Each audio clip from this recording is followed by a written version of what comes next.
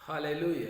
मसीह यीशु में मेरे प्रिय सभी भाइयों और बहनों में एक बार फिर से आप सबों का हमारे जयवंत मिनिस्ट्री बाजपुर के यूट्यूब चैनल पर हार्दिक स्वागत करता हूं। प्रियो, उम्मीद करता हूं आप एकदम ठीक होंगे और परमेश्वर के अनुग्रह में बने होंगे। प्रियो, अभी आजकल की आप बहुत अच्छी तरीके से स्थितियों को जानते हैं, समझते हैं। आप देख रहे हैं कि इस समय पर हमने कुछ समय पहले इस बात को जाना था कि जब रूस और यूक्रेन का युद्ध हो रहा था तो उस समय पर हमें ऐसा लगा कि जैसे कि शायद अब तीसरा विश्व युद्ध छिड़ जाएगा, लेकिन वो घटना धीरे धीरे शांत होती रही। हालांकि युद्ध अभी भी जारी है रूस और यूक्रेन का, लेकिन अभी कुछ समय पहले से आपने देखा होगा, सुना होगा, वीडियोस को आपने देखा होगा, न्यूज़ में देखा होगा कि किस तरीके से इजराइल और हमास की जो लगातार युद्ध है वो चल रहा है।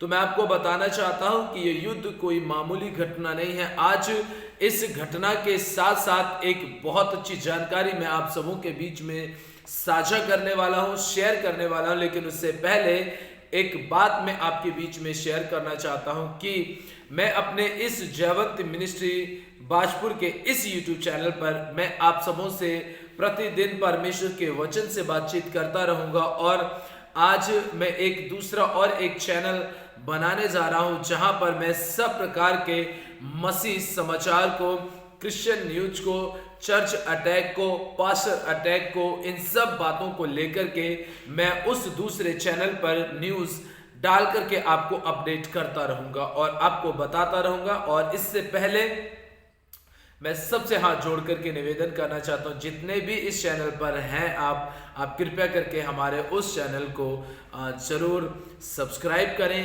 ताकि आपके सहयोग से हम प्रतिदिन आगे बढ़ सकें और परमेश्वर की महिमा को कर सके और हर एक न्यूज आप तक हम प्रतिदिन के हिसाब से पहुंचाते रहे। तो परमेश्वर के वचन से हम इस बात को जानते हैं। मैं कुछ समय पहले एक न्यूज देख रहा था और उस न्यूज में एक एंकर इस तरीके से बता रहे थे कि जो इजराइल और फलस्तीन हमास की जो युद्ध चल रहा है, जो लड़ाई चल रही है, ये अब से नहीं है। एक न्यूज चैनल का एंकर वो इस बात को बोल रहा है, कहता है कि ये युद्ध पिछले 3000 साल से लगातार बना हुआ है, क्योंकि उस समय की घटना को उसने बताया था। जबकि हम सब अच्छी तरीके से जानते हैं कि जिस समय पर फलस्तीन देश के लोग खाड़ी में आकर के तमाम इजरायलियों को और इजराइल के सभी सैनिकों को, इजराइल के राजा को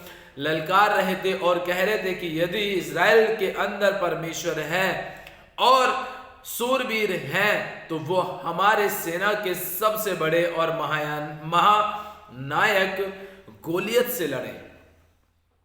वो न्यूज एंकर इस बात को बता रहा है क्योंकि वो सच्चाई को अच्छी तरीके से जानते हैं। और 3000 साल पहले की घटना के समय पर उन्होंने बताया कि वो समय महात्मा बुद्ध का समय हुआ करता था। उस समय पर वो भी इस पृथ्वी के ऊपर रहते थे। तो मैं बताना चाहता हूं कि एंकरों को, दुनिया के सारे लोगों को पता है कि युद्ध क्यों हो रहा है, क्या कारण है और इसके पीछे की वजह क्या है, ये सब जानते हैं। लेकिन ये बात बहुत कम जानते हैं कि ये युद्ध इसलिए भी हो रहा है क्योंकि हजारों साल पहले परमेश्वर के एक छोटे से सेवक ने, जिसको दाऊद का नाम दिया गया है, उसने एक ऐसे बड़े विशाल गोलियत को मारा था, एक ऐसे बड़े महान नायक को मारा था जिसके सामने किसी की हिम्मत नहीं हो रही थी।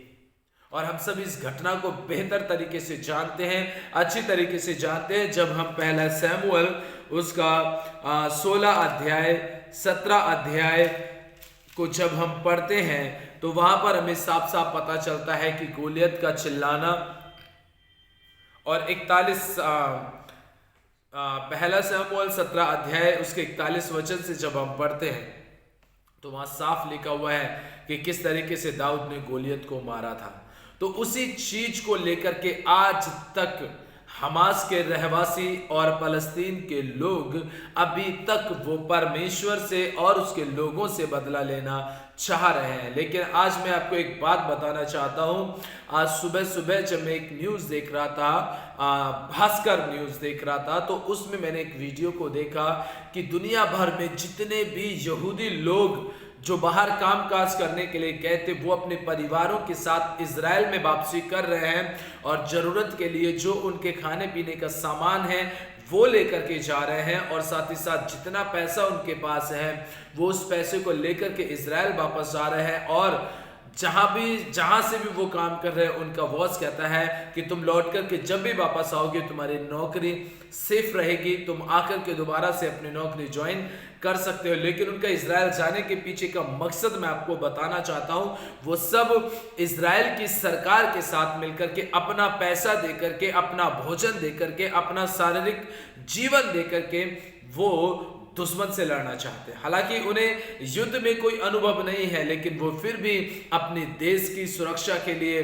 अपने लोगों की सुरक्षा के लिए और उस महान परमेश्वर के उस देश के लिए जिसकी शपथ परमेश्वर ने कही थी कि मैं तुम्हें दूध और मधु की बहती हुई धाराओं के देश में भेजना चाहता हूं, उस देश की सुरक्षा करने के लिए दुनिया भर में फैले हुए जितने भी मसीह लोग हैं, वो सब यहूदी लोग जितने भी हैं, वो सब वहां पर जा रहे हैं और जाकर के अपने देश की सुरक्षा को बढ़ाने का काम कर रहे हैं। तो आज हम सब इस बात को जानते हैं कि जब दाऊद ने गोलियत को मारा था तो उस समय पर फलस्तीन देश की सारी सेना उल्टे पैर भाग खड़ी हुई थी।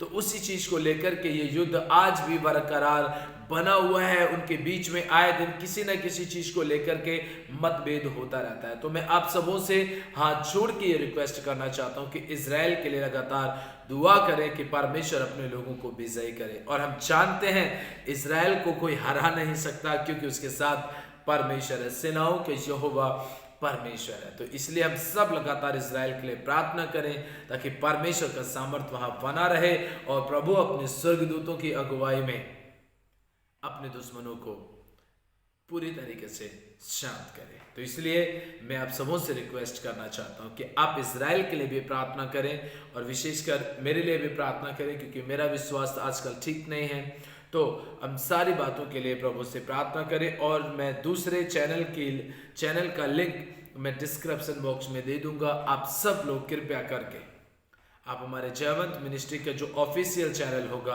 आप उसे जरूर सब्सक्राइब करें और दूसरों तक शेयर भी करें, क्योंकि हम उस चैनल पर मसीह न्यूज़ आप तक पहुंचाने का काम करते रहेंगे। तो परमेश्वर आज के वचन के द्वारा, इस वीडियो के द्वारा आप सबों को आशीष दें। निरंतर अपनी प्रार्थनाओं में इजराइल के लिए और हमारे जयवंत मिनिस्ट्री के लिए प्रार्थनाओं में लगातार बने रहें। परमेश्वर आप सबों को आशीष दे। सभी को दिल से प्यार भरे शब्दों में जय मसीह की।